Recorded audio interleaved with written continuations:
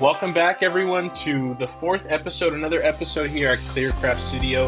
What we are going to do today is you can see quite a bit of mica powders that we're going to use. I actually received this project as a commission project, and it is after Avatar: The Last Airbender. So if you have put two and two together, perhaps you can see that we are going to be doing a little something for the Air Nation, the Fire Nation, the Water Nation, and the Earth Nation. It's going to be some beautiful coasters. The plan for this is going to be a little different than other videos.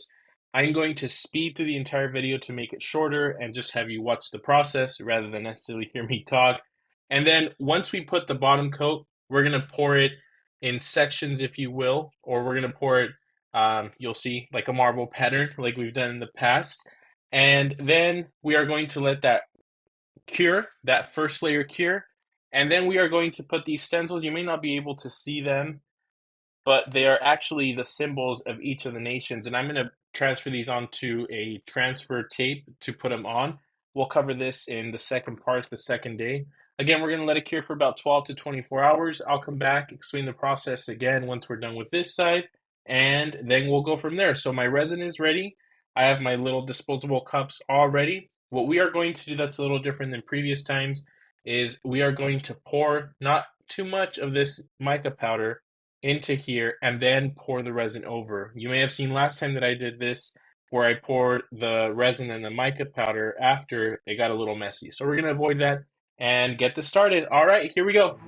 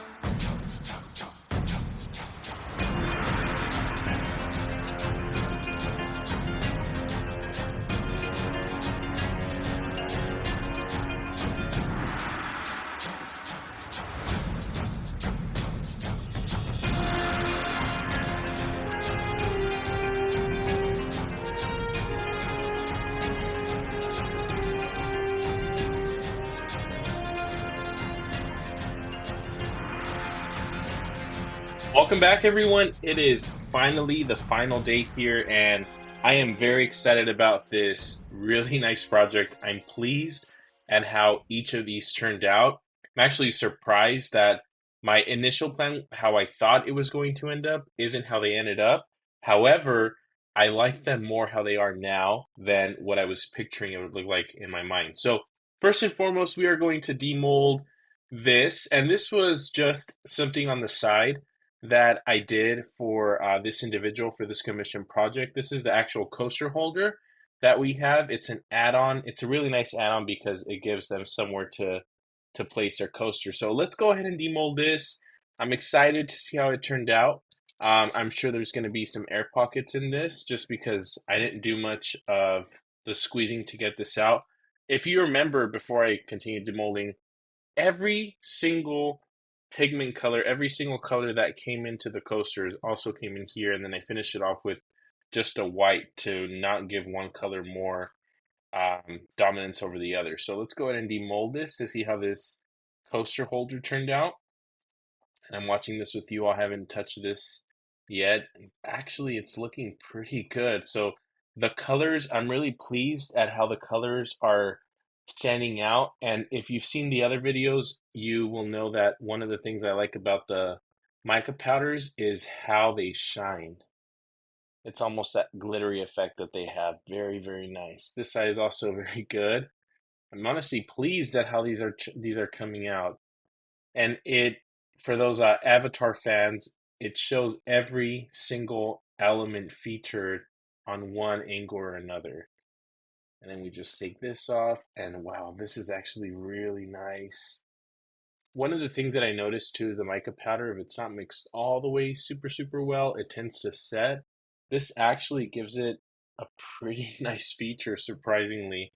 But I'm liking this a lot. You can start to see the separation where I added the different colors. You see air, water, earth, and fire represented here. Super, super, super cool. Nice addition for this coaster holder. All right, let's go ahead and start team molding these. I'm very excited. We are going to notice that there's going to be one appearance in the front and then a different appearance in the back. So we're going to see how this turned out. If you recall, I did three different colors for each of the elements, three different colors for each of these elements, and actually pleased that it looks like a sunburst almost, or like a burst out, especially if you take a look at the water. I'll pass these all. Let me get them in the center here. Water, air,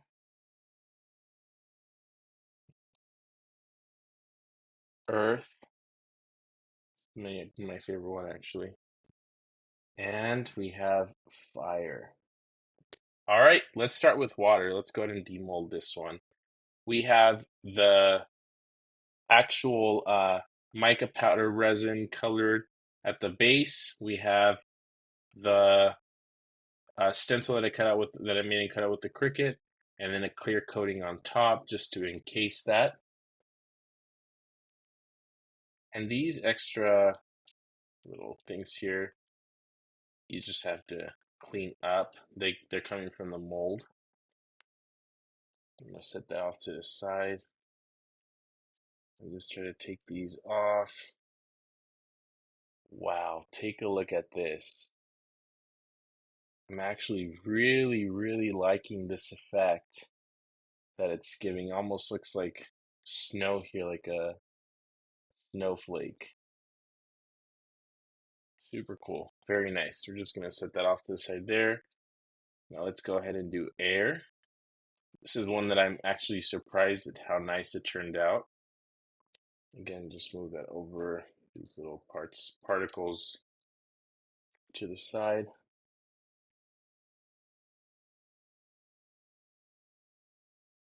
And these things at the end, what I'll do is I'll just remove them at the end prior to them going to their new home. They'll actually probably be in a classroom actually. Wow, take a look at that. And you can see too, there is a level of thickness with the resin. I usually don't do it this thick because of all of the different colors that we had. It came out that thick, but there is, it's really nice. It's honestly really nice. And then again, if you flip it around, you start to see the yellow taking more precedence. The red does make its little debut in there, if you will, but the yellow and the orange really take over in that one. Beautiful, beautiful. Let's go ahead and do fire now. This is also one that I haven't used those red colors, those red pigments for the mica powder prior to this, so I was excited to see how this was going to turn out.